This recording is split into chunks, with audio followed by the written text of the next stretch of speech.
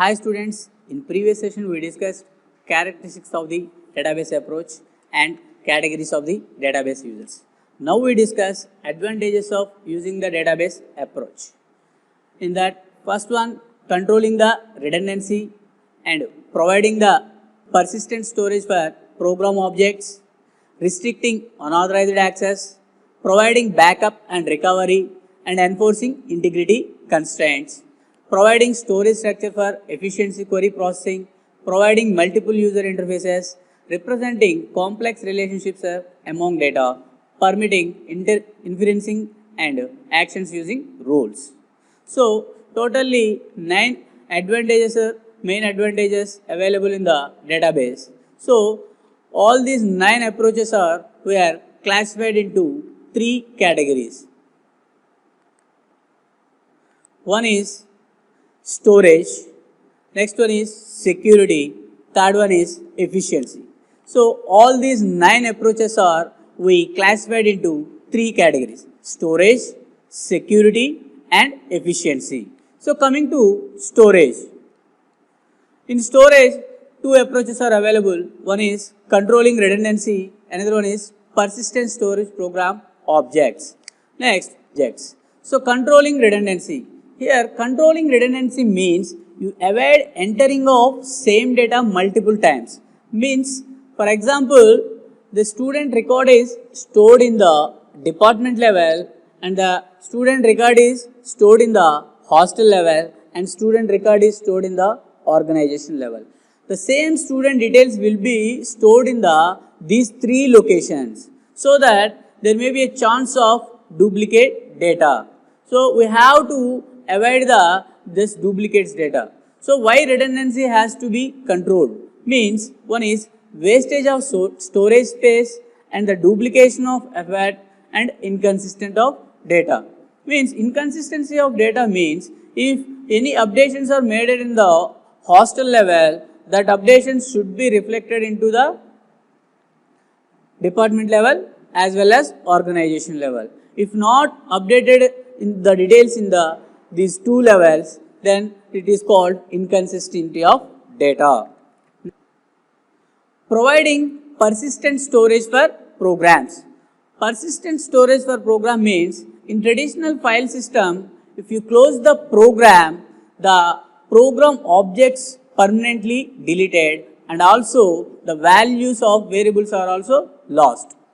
So, the programmer explicitly store the details separate file and convert them into the file storage suitable format. But DBMS will support the object oriented programming languages C++, Java. So, it automatically converts and store the objects permanently. Since the object survives termination of the program and can be retrieved again automatically, it's called persistent. I am repeating, in flat file system, if the program is closed, the program related objects are permanently deleted.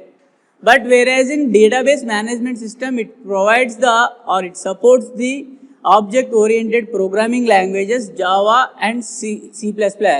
So, it automatically converts and store the objects permanently. The object survives termination of the program and can be retrieved again automatically. It's called persistent.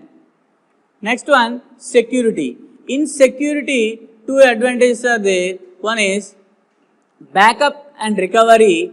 Another one is restricting unauthorized access. And next one is enforcing integrity constraints. So, next, let's see restricting unauthorized access. So, in traditional file system, if the user wants to view the one information or some information, then the user able to access all the information.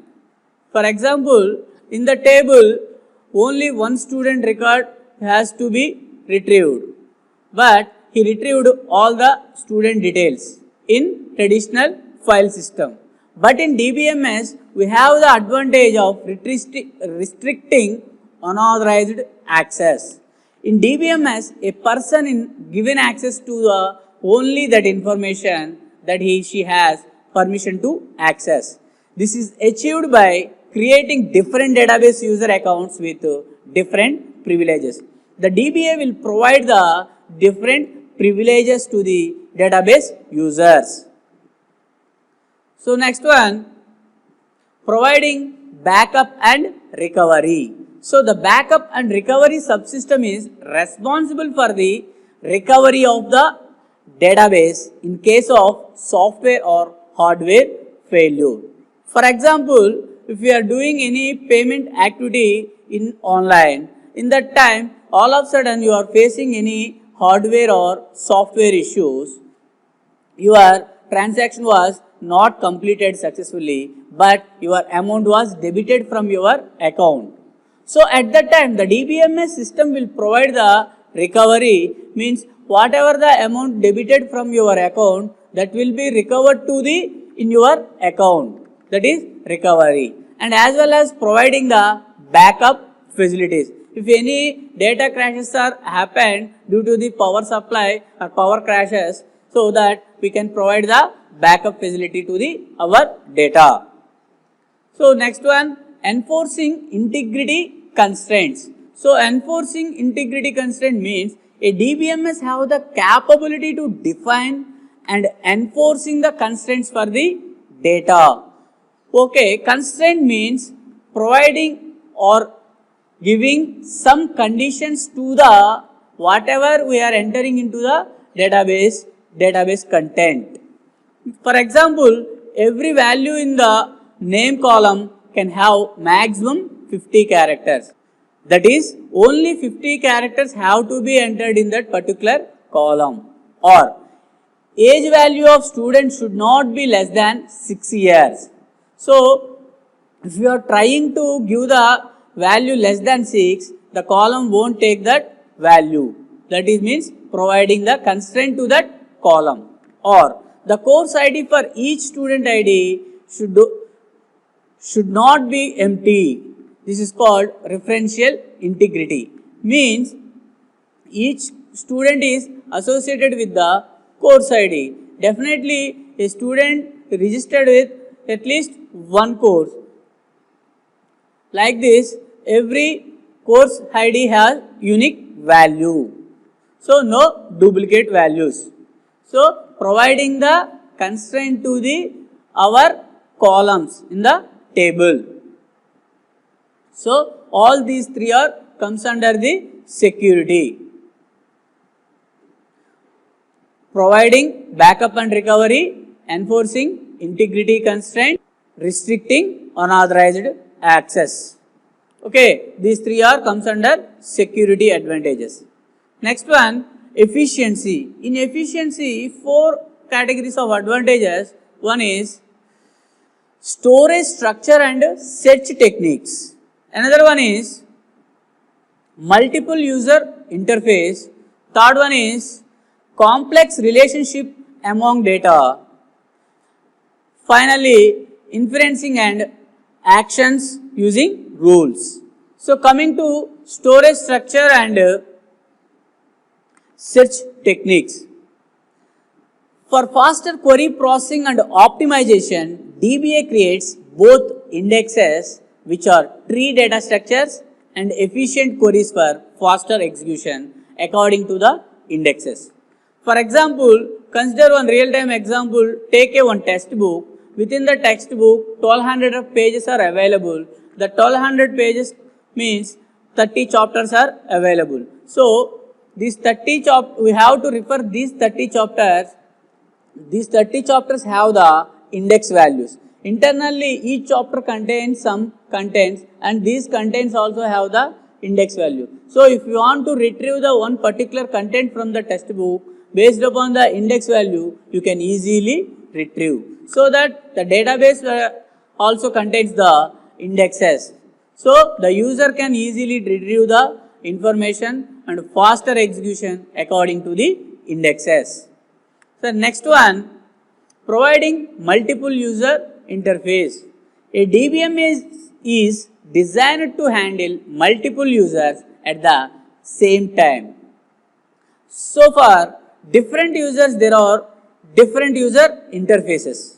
For example, a Navi or casual or a standalone user will less number technical knowledge and will be happy to use the graphical user interface. So casual users, they can use the databases occasionally, so they simply use the graphical user interface. Here he don't have the very much knowledge about the databases. Simply by the front end application he give the inputs and through that application interacting to the database. Whereas in application programmer will need an user interfaces, that is a programming language interface. Means a application programmer directly interacting to the databases through the programming language like structured query languages. Okay, so I am repeating, a Navi or a standalone users interacting to the databases through graphical user interfaces. They simply using the front end application. The front end application will interact to the database. Whereas in application programmer interacted to the databases through the programming language interfaces, the structured query language programming interface. The next one, representing complex relationship among data. A DBMS must have the capability to represent variety of complex relationships among the data, to define new relationship as they arise, to retrieve and update related data easily and efficiently. Means complex relationships among data. For example, if you have 3 tables, one is student table, another one is department table, and third one is course table. So if you want to retrieve the information about the student name and the student details are presented in the student table, and the student which course is registered is recorded in the course table, and the student belongs to the which department is recorded in the department table. So we have to establish the relationship between these 2 tables. Okay, then only we can easily retrieve that particular students in all these 3 tables. So Ramu belongs to some IT department. All the information we are retrieving at single query. Okay, so like that we have to establish the relationship between the tables and data. Permitting inferencing and actions using rules. Some databases have the capability to set some rules and to continuously check that rules are complied, and if the rules are complied, then to do a specified action, and if the rules are not complied, then to do another specified action. For example, in student table contains the attendance column. Which student contains 75% more, then that student get the 5 marks bonus. So that action should be taken care by the DBMS. If the student does not meet the 75% attendance, then to do any other specified action, means sending an email to their parents. So all these actions are set by the DBMS software, and providing actions also set by the DBMS software. Okay, so these are all the advantages using database.